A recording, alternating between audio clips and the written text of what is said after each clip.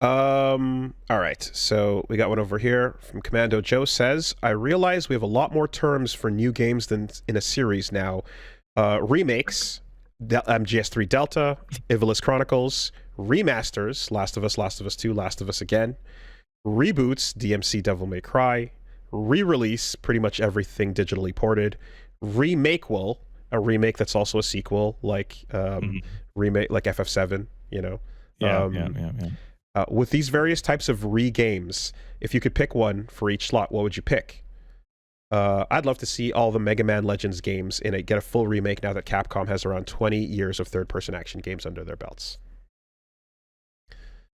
I mean, Mega Man Legends is a pretty good place to go. That deserves some treatment there. I like Mega Man Legends. I think the remake will, like, we don't, like, Ava did it, FF7 did it. I think anything else doing it in not a particularly clever way is just not gonna work as I think Evangelion did it, and no one has done it as good as Evangelion. It's just like not even close. You just, that's it, right? Like I'll give a passing mention to the Star Trek movie that was like alternate reality version thing. Okay, cool. That's I think that's an interesting thing. It was never, like, at the time it was never done, you know. The reason why Ava got away with it is because it took like 10 years to figure it out. FF7 people had it figured from the trailer. It was clear. But there's also that part of me that goes like, as much as I would love Mega Man Legends to get, like, you know, picked up off the ground and have the dust blown off of it, I would love just a new one that, like, even without Inafune. Yeah, I know, right? God, that would be whoa. Could you imagine the game actually existing and coming out and being good? Like, wow. Oh no. I just don't. I can't necessarily say that I'm like, I need to see that remade or requelled or whatever, instead of just like a new game that picks up where we left off and uses the previous lore to, like, establish things and go forward into a new direction. You know, new things good. I'd be more than happy to just have a cleaned up, re-released version of the entire Legacy of Kain series. Voice acting, not just Soul Reaver 1 and 2. What about voice acting though?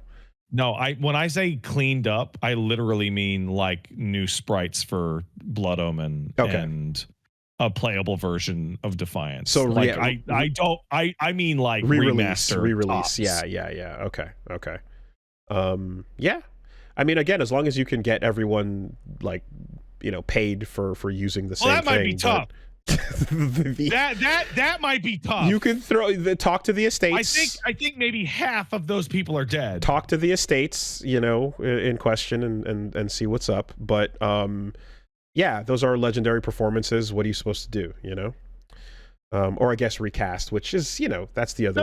No, I would rather they scorch the shit from my mind. And that's the thing is, like, until you hear a really good person do the recast, you kind of want to fight that forever. No one will ever be Tony J ever again. Ever. He's goated, man. He's goated. Forever in your brain. All right, let's take one over here. Asking, hello, Short Dad and Tall Dad. I've recently been letting my 6-year-old son play video games on my Switch. At first, I was worried which games he would play, but he's been supervised by me choosing Harvest Moon 64. It's the only game he cares about. Do you have any recommendations for low stim? So we were talking about this a little bit. Usually I would actually just say use your eyes, right? So when I got my nephew a Switch a long time ago, he was like 7, and I got a Breath of the Wild for it. Because Breath of the Wild is slow as shit and wandering and meandering. Right? I could see. I mean, it has its moments certainly, but like I can see.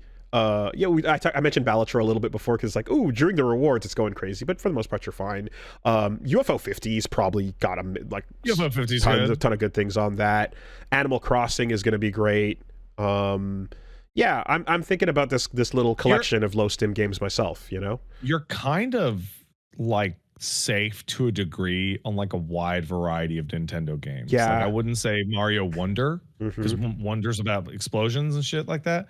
But like, I give him fucking Mario Odyssey. That shit's fine. Most of that will go fine, I imagine. Yeah, I could see like a fucking Star Fox game maybe going a little bit like but the main thing isn't going to be. Remember, I only have a barely 2. Like, he's not even 2, right? So, but the way me and Paige are gonna play it by ear is it's every individual kid's reaction to levels of stimulus is going to be different. Woolie, I am 100% certain that you knew kids in elementary school and high school that if their mom and dad let them watch wrestling even once, they would go crazy and fight kids the next day. Yes, right? Yes, I fought those kids. So like every individual kid's like tolerance and resilience is going to be different. So like, you give him like a Mario Odyssey, right? And if your kid starts to go nuts and be like, oh, I don't want to do anything but Mario Odyssey, like you need to cold turkey that shit for like a year, right? But if they're happily playing Harvest Moon and you're like, you want to go outside, and they're like, yeah, cool, great. And fortunately, I can say Kirby has a lot of places to go, as well. Kirby games are pretty solid all around on that. But I imagine the low stim playlist will come back in short form very quickly as we figure out what she's into. All right, that'll do it for us.